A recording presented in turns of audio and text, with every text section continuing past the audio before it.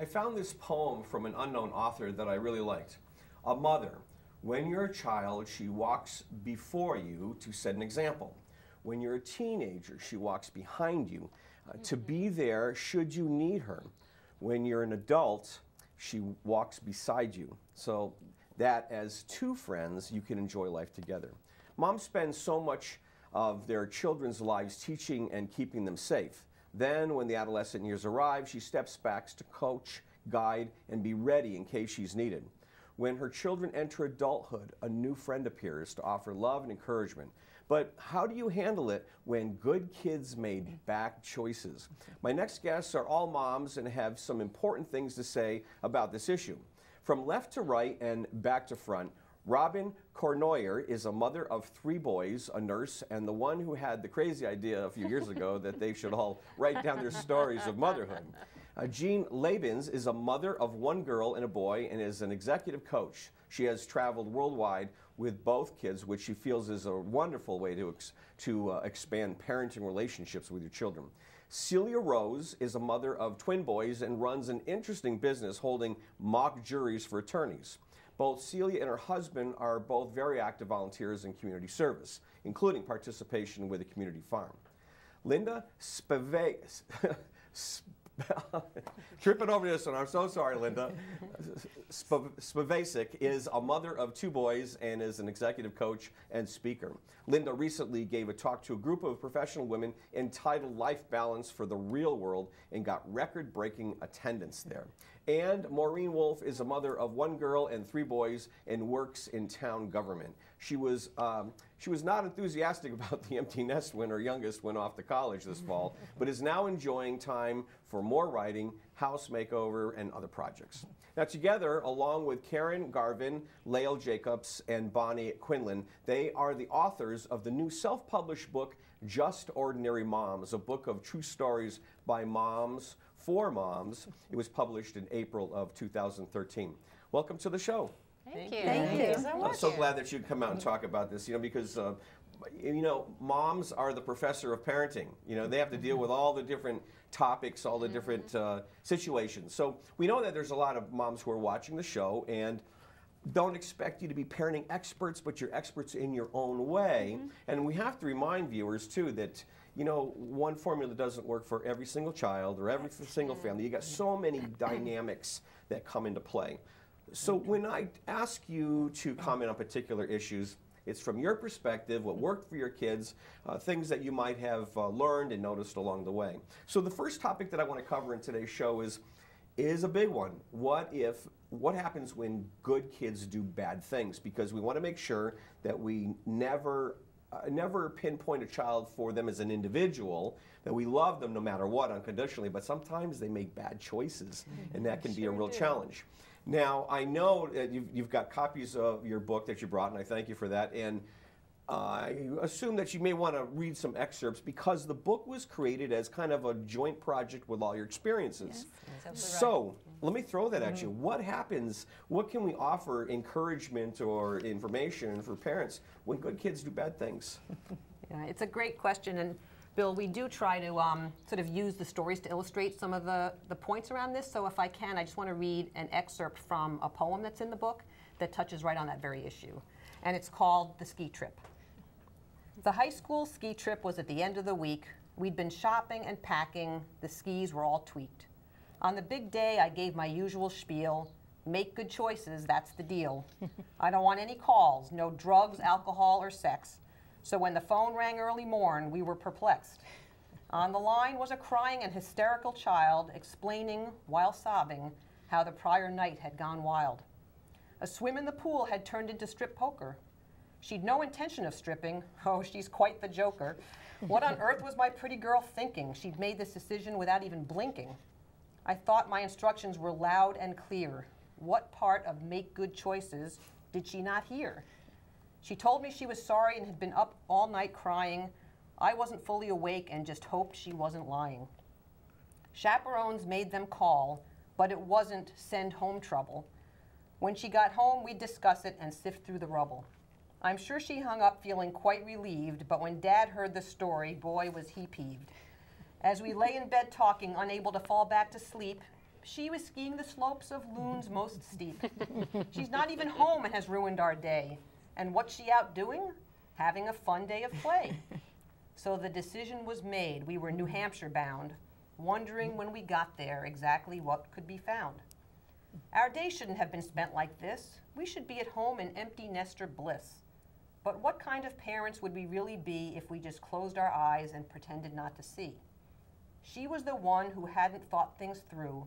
To our convictions, we should remain true. So I'll stop there. I think without going much further, this is probably something that any teenage parent of a daughter or a son can kind of empathize with. I think that story is just a treasure trove of all the kinds of things that parents go through, and you know, because she had set up the daughter to make good choices before they even went, and yet they still do the things that, you know, something you wouldn't even have thought of. Don't play strip poker in the pool. That was the one thing they hadn't mentioned. Right. And the thing about parenting, of course, we have to realize is you can do all the greatest prep work in the world, but they're still individuals, and they have you know, the power to make decisions. And sometimes they're not going to make smart decisions because, from a psychological perspective, the prefrontal cortex of the brain of teenagers is not yet fully developed, and that's what's necessary to make sure that they make completely smart choices. That's why oftentimes I'll tell parents, you hear parents say, "What were you thinking?" And they go, "I don't know." They don't know, right? Real quickly, I just want to give credit to the moms who couldn't be here, and if we could show the image of the whole group. You are all featured on WTNH on ABC on Channel 8, so we can throw up the image so we can see the entire group. And yeah, we had a little fun on that set, I can tell you. Who is that laying down? Little Celia. The bad Bill. Yeah, that's Thank that whole studio. We're a little bit better behaved this year. Anyway, thank you. You can take the shot down there. I want to make sure that we get credit for those who couldn't be here. Thank you. So, Thank what kind of suggestions do you give parents in this situation when kids make bad choices? I think you have to, like you said, I mean, that's your first instinct. What were you thinking? How many times have I told you not to do blah, blah, blah? But just trying to, you know, take a breath, count to 10 before you open up your mouth and say something you might not want to say. And not try, don't make yourself feel so guilty that your child did whatever. I guess that's the best thing I can What about think of. expectations? How can we best set good expectations for them? What do you think? I always, the EQ, the empathy quotient, that when you say, if they're in a situation like that, and you do say, you know, how would you feel if, always seems to work, just putting themselves in my shoes. We let you go on this ski trip, we trusted you, you know, as a mom, how would The you? guilt trip. Yeah. Guilt trip, that's good. It's nicer than a guilt trip, but it's sort of making them own their feelings. So, because I think when kids realize that they might have, you know, hurt their parents by doing something like that, they tend not to do things exactly that way the next time.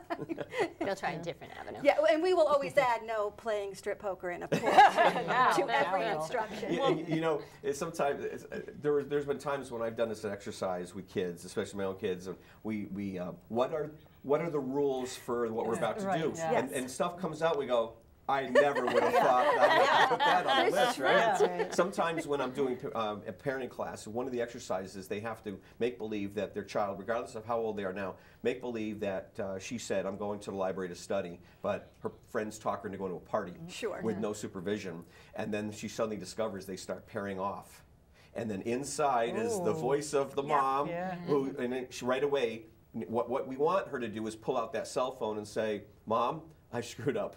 I'm not at the library. I'm actually at 139 Elm Street. You need to come get me now. So what is it that, in daily parenting, what does it take for them to easily take out that cell phone and make that phone call, right? Yeah. Right. Well, we used to say to our kids, and again, when they became teenagers, use us as the bad guy if you need to. Absolutely. Right? Just say you can't do it because your mother would kill you, or whatever it takes. Yeah. Yeah. Or as an escape route, you know, to know a way out. You can always call us any And time all of the day us, or our night. Children have called us to help them get out of a situation that they weren't comfortable in. And there's another story in the book where that actually happens. Yeah. A daughter calls she's in a strange guy's apartment. She's in college, and she's very, very drunk. And what I love about that story, it ends up being fine. The parents are actually going to pick up the daughter the next day. And so it's a very traumatic night, all night for the mom and the dad, because they're kind of talking her through being sick and you know, falling asleep then, and then the lifeline's cut. And, you know, so then they have to drive to school the next day. And the daughter's perfectly chipper, as if nothing happened. Like, she's over it, you know? And that's the other thing, I think, is the kids get over these things so quickly, and for the parent, it's just such a huge ordeal that sticks with them. Yeah, and I think a lot of times we get stuck in the mode of fear. If our child makes one Yeah. mistake, she's Right. going to be a liar for the rest of her life, Exactly. or she's going to do bad things for the rest of her life. The other thing I like to do is offer our kids is let us be the bad guys. If Yes. you're at peer pressure and you're being urged to do something, make us the bad guys. Say, my mom won't let me do Right. that. And my wife and I do that with our kids. Say, you know, you can blame it all on us. I think it's great, and then they feel safe because they probably know they can tell you just about anything.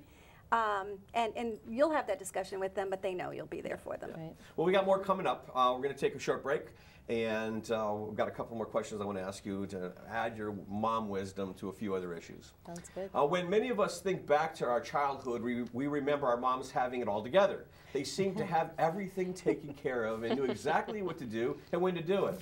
But why is it that when we as parents try to recreate that have it all togetherness, it sometimes doesn't work the same? My guests will address that issue when we return, so don't go away. We'll be right back after the short break.